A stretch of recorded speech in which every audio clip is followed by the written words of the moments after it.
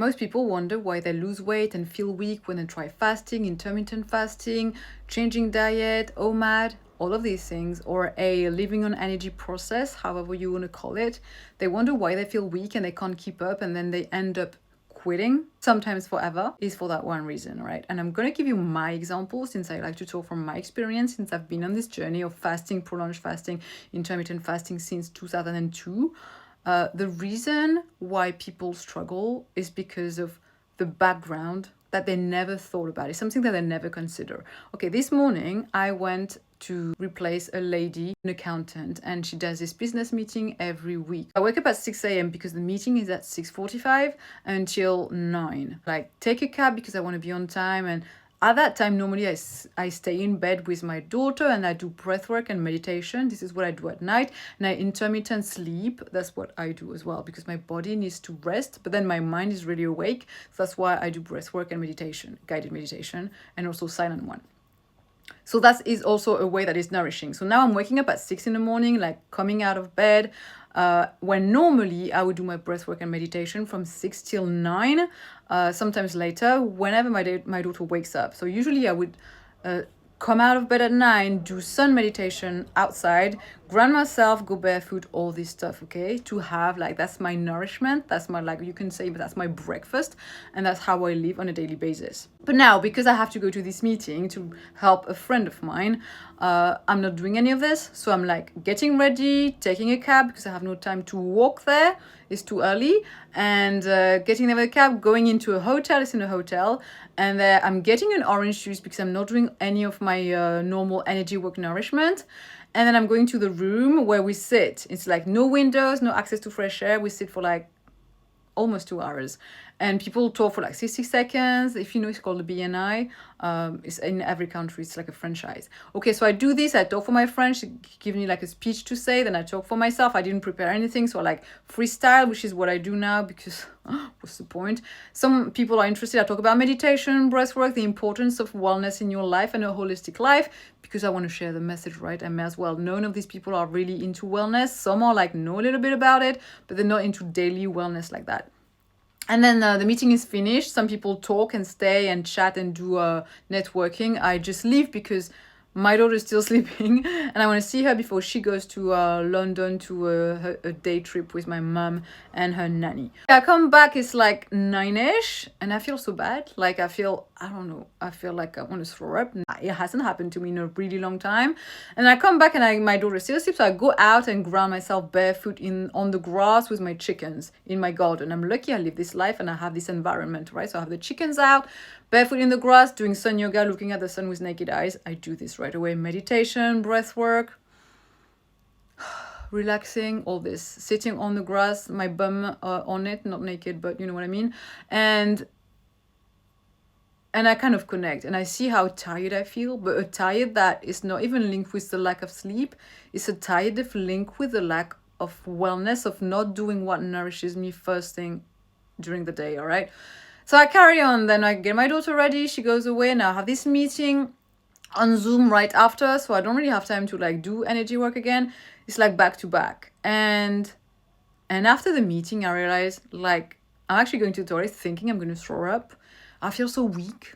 Like I feel like I'm hungry. I feel so drained and tired. And I realized some people live this life every day, where they wake up, get ready, rush to work something they might not like. They don't even know if they like it or not. They just do it for the money. They don't have time to do like qigong outside, meditation, connect with the sun, connect with the grass, connect with nature, the elements, pet animals.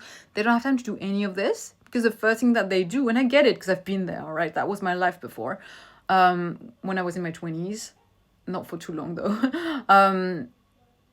Some people live like that every day on autopilot, thinking that's the only life that you should live. Actually, most people live that life. They wake up, get ready to work, come back, just no time for the whole energy work, nourishment. They eat 3 times. That's why you need to eat so much, my friend. Because I felt hungry in that state, all right? Like, I don't normally eat until like, I'm on liquids anyway during the day, and I snack with my daughter like a handful or something at the end of the day, but I don't feel hungry. I don't need to. I have the energy. And the reason is I practice nourishment. I nourish myself with things that are nourishing truly to your soul, to your body within, and really help you feeling constantly in a flow state versus drained, all right? And this is the reason why people can't fast. That why people can't change diet without feeling weak. And when I say changing diet in a way that is beneficial, that's why people struggle so much with emotional eating. My friend, your body's telling you, I need this because of the life that you're giving me.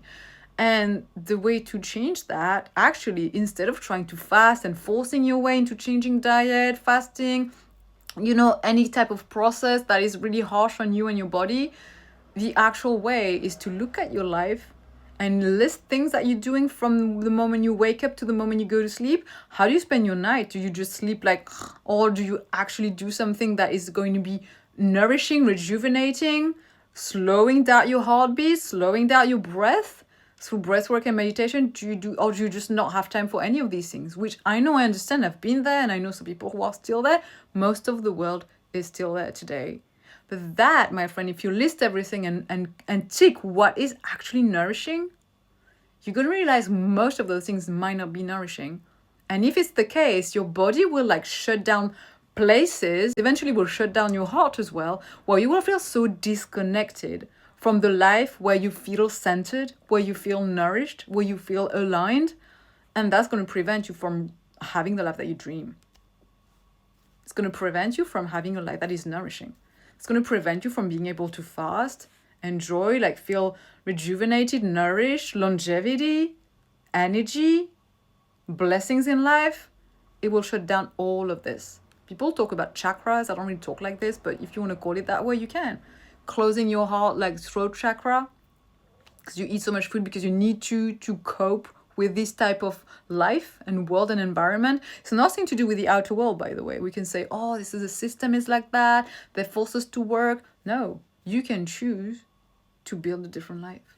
But that does mean slowing down, having courage, going beyond your fears, accepting the tests life is going to send you, and just saying yes to the life that feels truly nourishing. Because you know what? Life will always help you.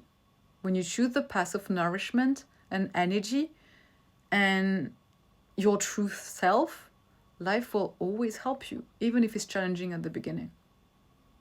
Right? If you want some help, as in experiencing what it feels like to live a life of nourishment ongoing every day, try my 7-day challenge. If you want more depth based on who you are, try my one-on-one sessions. I might see you at one of my retreats. Bye now.